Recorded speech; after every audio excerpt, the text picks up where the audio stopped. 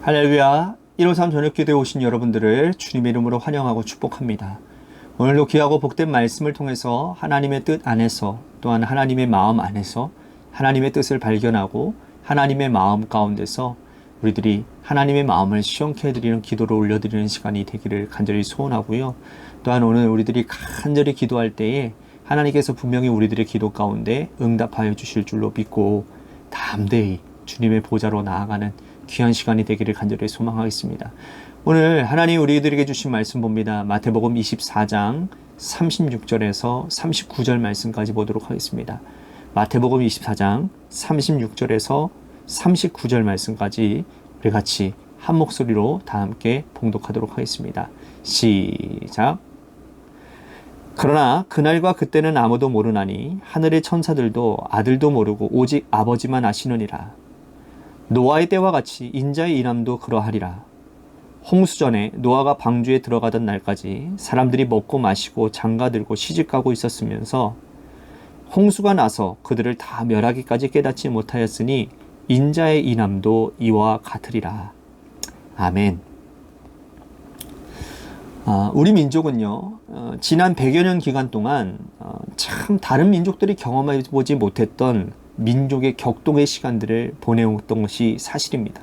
여러분들이 잘 아시는 것처럼 일제감정기라든지 또한 6.25 사변이라든지 또한 보릿고개라든지 IMF라든지 하여튼간에 고통의 시간들을 참 많이 겪은 그러한 민족 중에 하나 아닌가 생각이 되어집니다.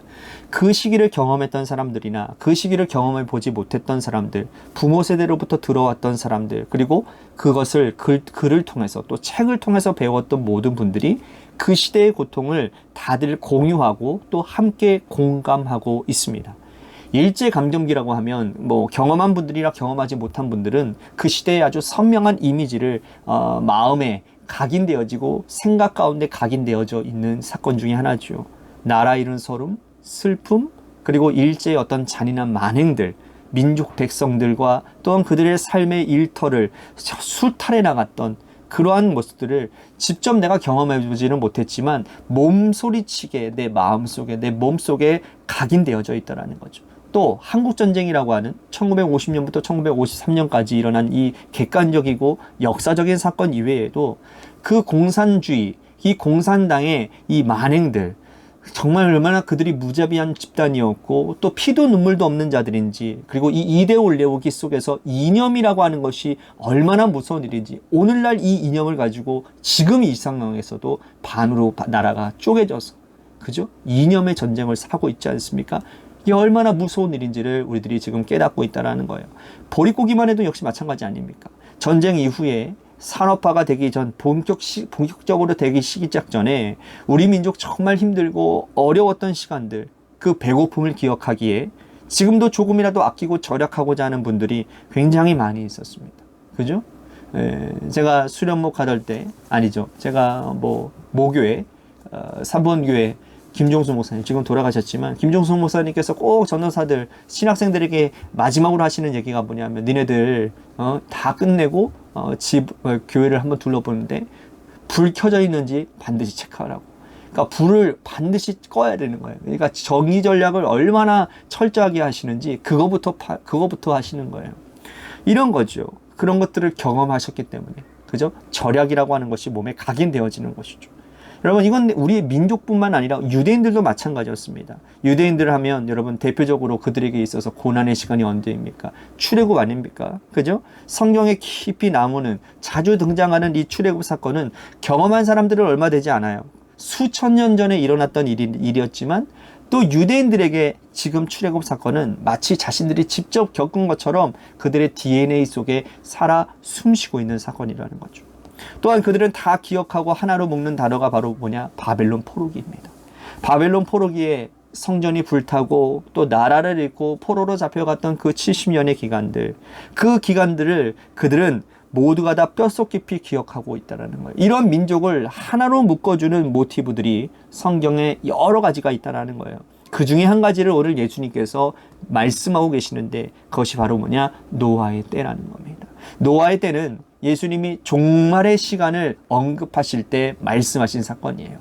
마태복음 24장은 여러분들이 잘 아시는 것처럼 종말에 대한 말씀을 주님이 하고 계시고 또 종말이 가까이 올 때 일어나는 징조들에서 말씀을 하시는 내용이 마태복음 24장입니다. 길게 말씀하셨지만 마태복음 24장을 한 단어로 주님의 언어로 옮긴다고 한다면 노아의 때와 같다라는 거예요. 이 한마디로 모두가 다 설명이 되어지는 겁니다. 예수님께서 말씀하신 노아의 때 이야기를 들었던 제자들이나 그 자리에 함께 있었던 유대인들은 모두가 예수님의 입을 통해서 또 노아의 때라는 말이 전해졌을 때에 종말이 바로 그런 것이구나, 종말의 때가 정말 그렇구나, 모두 고개를 끄덕이면서 다들 이해했을 것이라는 거죠. 자, 본문 37절 말씀 보십시오. 노아의 때와 같이 인자의 인함도 그러하리라. 예수님께서 노아의 때를 언급하셨는데 어떤 맥락에서 이 노아의 때를 말씀하고 계시는 걸까요? 주님께서는 항상 기회가 있을 때마다 제자들에게 또 사람들에게 종말을 말씀하시고 또 종말이 되면 어떻게 된다라는 것을 주님께서 말씀하셨다는 거예요. 그러니까 이들이 이 종말에 대한 궁금증이 생기니까 예수님께 뭐라고 묻냐면, 예수님 그럼 종말의 징조들이 어떤 것입니까? 라고 묻는다는 거예요. 그리고 그러면 그날 그 시 그때는 우리들이 어떻게 분별할 수 있냐라는 것이죠. 이러한 질문을 사람들은 수도 없이 많이 했고 주님도 이 질문을 굉장히 많이 받았다라는 거예요. 그런데 그 날과 그 때와 그 시는 주님도 천사도 모르고 아버지만 아신다고 하십니다. 오늘 본 말씀 36절 말씀 보십시오. 그러나 그 날과 그때는 아무도 모르나니 하늘의 천사들도 아들도 모르고 오직 아버지만 아시느니라. 아버지만 아시느니라 하시고, 그리고 주님이 말씀하신 하나의 복설이 바로 뭐냐? 노아의 때라는 거예요. 아버지만 아시지만 노아의 때와 같이 종말이 가까이 오면 노아의 때와 같은 일들이 일어나게 될 것이라는 거예요. 그러면 노아의 때에 어떤 일이 일어나는지 그것을 알 수 있으면 우리들이 종말이 어떠한지를 알 수 있는 것 아니겠습니까? 우리가 창세기 말씀을 통해서 노아의 때가 어떠한지를 정확하게 우리들이 볼 수 있는데요. 노아의 때를 아주 명확하게 성경은 이렇게 표현하고 있습니다. 하나님의 아들들이 세상에, 땅에 사람들의 딸의 아름다움을 보고 그들과 결혼했다 그랬어요. 이거는 단순히 여러분 혼인관계를 얘기하는 게 아니지요. 하나님의 아들들은 아담, 셋, 에노스, 즉 예배 공동체의 자손을 말하는 겁니다. 사람의 딸들은요, 가인의 자손들을 얘기하는 거예요. 다시 말씀드리면 예배 공동체 백성들이 예배 공동체를 떠나서 세상 문화와 동화되어지고 예배 공동체를 박차고 나가버렸다라는 뜻이 되는 거예요. 그러니까 예배 공동체, 하나님이 택하신 백성들의 타락을 얘기하는 것이죠. 하나님께서 희망을 두고 계셨던 예배 공동체였는데 하나님의 마지막 희망이었던 예배 공동체가 무너지고 파괴되어지니 하나님은 더 이상 이 세상에서, 이 땅에서 희망을 보실 수가 없었다라는 거죠. 그러므로 노아의 때와 같으니라 라고 하는 이 말씀은 예배 공동체가 철저하게 파괴되어지고 무너질 것이다. 그런데 이 예배 공동체가 파괴되고 무너지는 것은 누구의 핍박이나 압박에 의해서가 아니라 너희들 스스로가 세상 문화와 동조되어지고 세상 문화가 좋아서 스스로 자기 발로 걸어나가서 예배 공동체가 스스로 무너지게 될 것이다. 그때가 되면 종말이 가까이 온 것이다 라고 말씀하고 계시는 거죠. 자, 예수님께서 하신 이 말씀을 오늘 우리들의 시대에 적용해 본다면 오늘 이 시대도 여러분 예배 공동체의 위기 아닙니까? 특별히 어떤 압박이나 어떤 핍박이 있는 것이 아니라 예배 공동체를 지켜나가는 젊은 세대들이 서서히 급격하게 빠져나가고 있고, 예배 공동체는 이제는 어르신들만 함께 모여 있는 것이 이 시대의 불안한 상황이라는 거예요. 젊은 세대는 여전히 예배 공동체를 지키는 것보다 사람들의 딸들의 아름다움을 보고 세상 문화를 통해서 그들의 즐거움을 느끼고 누리고 욕망을 충족해 가고 있다는 것이죠. 그렇게 예배 공동체는 무너져 내리고 교회 공동체는 예배 공동체를 지켜나갈 의지나 생각 없이 자신의 다툼과 자신들의 권력욕에 찌들어 있는 것이 오늘 이 시대의 교회의 현실이고 모습이라는 거예요. 이런 모습을 보면 참으로 노아의 때와 같다라고 하는 것, 종말이 임박했구나라는 그러한 사실을 느끼게 되는 것이죠. 예수님께서 말씀하신 노아의 때, 이 때를 다시 한번 돌이켜 보면, 그러나 하나님의 심판은 즉각적으로 일어나지 않았다라는 것을 알 수 있습니다. 하나님은 하나님의 아들들이 사람의 딸들의 아름다움을 보고 그들에게 취해서 예배 공동체를 떠났지만 즉시 심판하지 않으셨어요. 하나님께서는 120년 동안의 유예 기간을 주셨습니다. 노아에게 방주를 만들라고 하셨기 때문이죠. 노아가 방주를 만든 그 기간이 120년이 걸렸고 그 기간 동안에 하나님께서 사람들에게 회개할 수 있는 시간을 허락하신 유예 기간이었다라는 거예요. 하나님의 사랑은 이렇게 즉각적인 심판으로 나타나지 아니하시고 오랫동안 참으시고 인내하시고 기다림으로 나타나고 있다는 거예요. 종말의 때가 다가온다고 해서 하나님은 즉각 심판의 칼날을 빼들지 않으신다는 거예요. 이건 오늘 우리들에게도, 이 시대에게도, 우리 자신에게도, 우리 교회 공동체의 이 악한 세상에도 마찬가지라는 거예요. 하나님은 영원히 오래 참고 기다리시지만 그러나 그때와 그 시 심판 때에 하늘에 홍수가 내리는 비를 내리는 그때는 하나님만 알고 계시는 거예요. 그런데 문제는 노아 시대 사람들이었어요. 하나님의 그 귀한 사랑과 인내의 120년의 기간을 헛되이 여겼기 때문에 하는 거예요. 38절과 39절 말씀 보십시오. 홍수 전에 노아가 방주에 들어가던 날까지 사람들이 먹고 마시고 장가들고 시집가고 있었으며 홍수가 나서 그들을 다 멸하기까지 깨닫지 못하였으니 인자의 인함도 그 이와 같으리라. 장가가고 시집가고 역시 하나님의 아들들이 사람의 딸들의 아름다움을 취해서 그들의 문화에 동화되어지고 예배 공동체를 이탈하는 현상들이 끊임없이 가속화되어지고 있다는 말씀이에요. 하나님께서는 카운트다운을 지금 하고 계시는 거죠.